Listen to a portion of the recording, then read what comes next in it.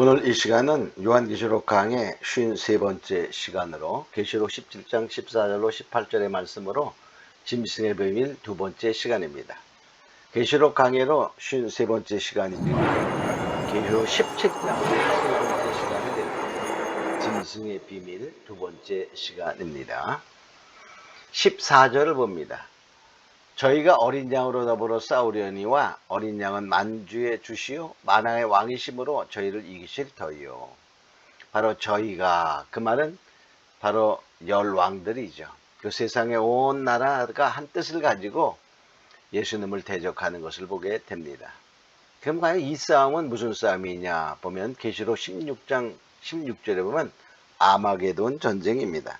계시록 16장 16절에 보면 새 영이 히브리음으로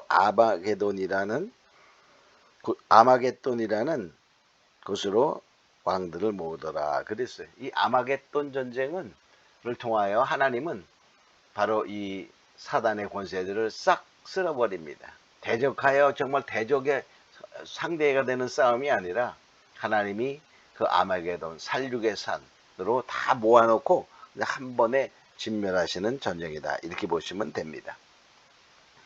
자, 또 그와 함께 있는 자들은 곧 부르심을 입고 빼내심을 얻고 진실한 자들은 이기로다.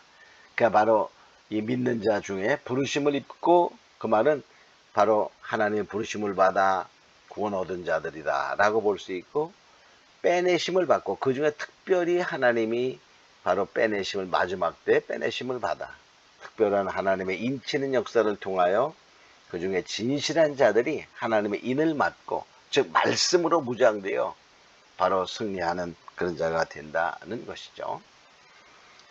자, 15절 보면 네가 본 바 음녀가 앉은 물은 백성과 무리와 열국과 방언들이라. 바로 음녀가 앉은 물은 백성과 무리와 열국과 방언이라. 우리 먼저 시간에도 했었죠. 앉은 물은 바로 붉은빛 짐승인데, 그 물은 또 보니까 백성, 무리, 열국, 방언이라는 말은 세계의 모든 각 나라를 의미합니다. 그래서 언어를 바로 넘어서고, 또 언어를 뿐만이 아니라 바로 여기 보니까 많은 백성, 그러니까 바로 인족을 구분하지 않죠. 그렇죠. 온 세계를 바로 그 말입니다. 그런 무엇을 넘어 정치적인 권세를 앉았다는 말은 하나의 힘을 갖는 거죠. 그거에 대한 힘을. 그래서 결과적으로 이 음녀는 거짓 선자가 되어 비진리로 바로 쑥물을 통하여 세계를 미혹하는 그러한 거짓 선자가 되는 것이죠.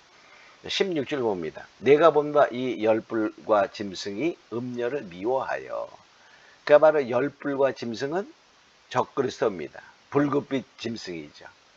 이 적그리스도가 바로 음녀를 미워하는, 거짓 선자를 미워하는 거예요. 사단의 속성은 언제나 속이고 이용하고 배신하는 것이죠. 그래서 결과적으로 뭐냐, 이 적그리스도가 음녀를 활용하여 온 세계를, 바로 하나님을 대적하는 세계를 만든 후에는 결과적으로 다 배신하고 버리게 되죠. 망하게 하고 벌거벗게 하고 그 살을 먹고 불로 아주 살이로다. 그러니까 망해도 철저히 망하게, 버림받아도 철저히 버림받는 그러한 모습을 보게 됩니다. 즉 적그리스도 짐승이 바로 음녀, 거짓 선자를 이용하고 그리고 버리는 거예요. 바로 이 악의 사상은 속이고 이용하여 배신하고 버리고 이러한 것이죠. 자, 한번 예를 들어 봅니다. 우리 대한민국에서 일어났던 그 예를 보면, 우리 1945년에 해방되고 남북이 갈리며 북쪽에는 김일성이라는 사람이 바로 정권을 장악하게 되는 과정에서 또 김일성의 외할아버지, 외조부는 강야국 목사였습니다. 강야국 목사를 활용하여 북한에 있는 목사들을 다 포섭하지요.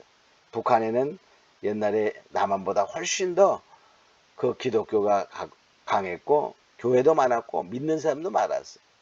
자, 그러니 이 김일성을 이 그를 장악하려니까 쉼듦이 있어. 그때 바로 등장된 인물이 강양욱 목사인데, 이 강양욱 목사는 김일성의 외할아버지입니다. 그 김일성의 어머니가 강반석이야. 강반석. 그러니까 얼마나 이 첫 번에 믿음 있는 자들이었다라고도 볼 수 있겠죠. 근데 거기서 다 포섭하고 이용해서 북한이 완전히 공산을 이룬 후에 그 다 처형합니다. 그래서 결과적으로 그것을 피해서 이 남쪽으로 피난온 많은 북한의 목사들이 있었죠. 자, 우리가 이러한 것을 보면서 적그리스도는 바로 거짓전을 활용하고 다 버리는 것입니다. 17절 봅니다. 하나님이 자기 뜻대로 할 마음을 주사 한 뜻을 이루게 하시고, 하나님이 그들에게 자기의 뜻, 하나님을 대적하는 뜻이야. 이 마음을 주고, 자, 자기 그 뜻대로 할 마음을 또 그 한 뜻을 이루게 허락하신다는 거예요.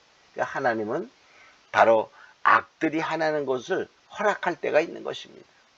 근데 그것은 결과적으로 뭐죠? 42달 세상을 통치하는 그런 시간이다. 이렇게 볼 수 있죠.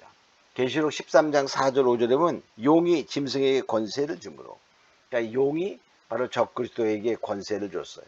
즉 사단의 권세를 가지고 그 말이죠. 용에게 경배하며 짐승에게 경배하여 가로되 누가 이 짐승과 같으냐, 누가 능히 이로 더불어 싸우니. 그러니까 이 한 동안은 짐승의 권세가 워낙 강할 것을 말하고 있죠. 자, 5절에 보면 13장 5절에 보면 짐승이 큰 말과 참담된 하는 입을 받고 또 42달 일할 권세를 가지는 42달. 그게 바로 42달의 이방인의 통치 시대요. 바로 짐승의 통치 시대다. 이렇게 볼 수 있죠. 그것을 하나님이 허락하셨다. 그런 말이에요.